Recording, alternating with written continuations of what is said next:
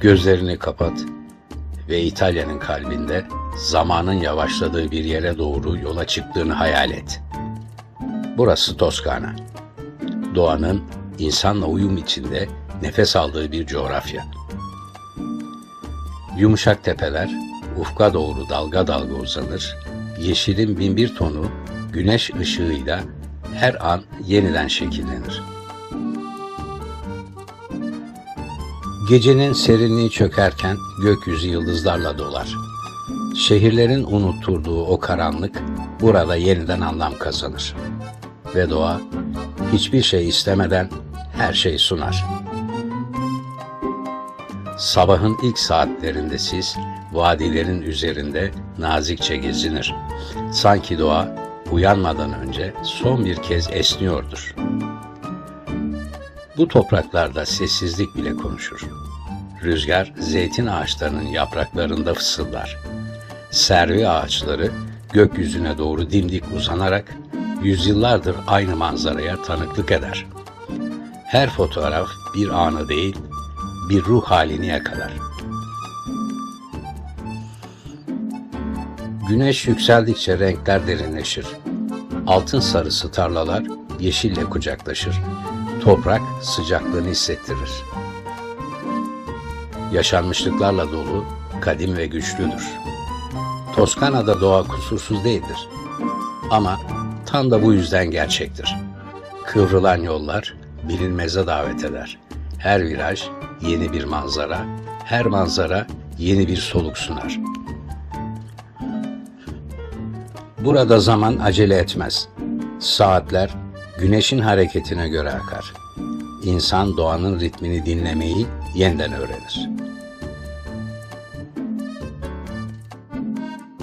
Bir bağın arasında yürüdüğünü hayal et. Üzümler ağır ağır sarkar dallardan. Toprak yazı içine çekmiştir. Güneş her şeyi altın rengine boyar. Ve akşam yaklaşır. Işık yumuşar, gölgeler uzar. Gökyüzü turuncudan pembeye, pembeden mora doğru ağır ağır değişir. Bu anlarda Toskana sadece bir yer olmaktan çıkar, bir duyguya dönüşür. Huzura, sadeliklere, yavaşlamaya. İnsan burada ne kadar az şeye ihtiyaç duyduğunu fark eder. Bir manzara, bir nefes, bir an.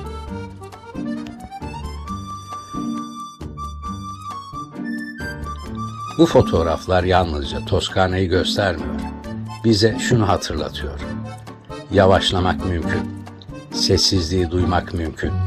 Doğayla yeniden bağ kurmak mümkün. Belki de bu yüzden Toskana'ya bakan herkes biraz kendine bakar. Ve yolculuk biterken geriye tek bir his kalır. Derin bir nefes ve içten bir dinginlik. Bu fotoğraflar yalnızca Toskana'yı anlatmaz. Bize şunu hatırlatır. Zaman yavaşlayabilir. Doğa hala yol gösterici olabilir. Ve sadelik insanı zenginleştirebilir.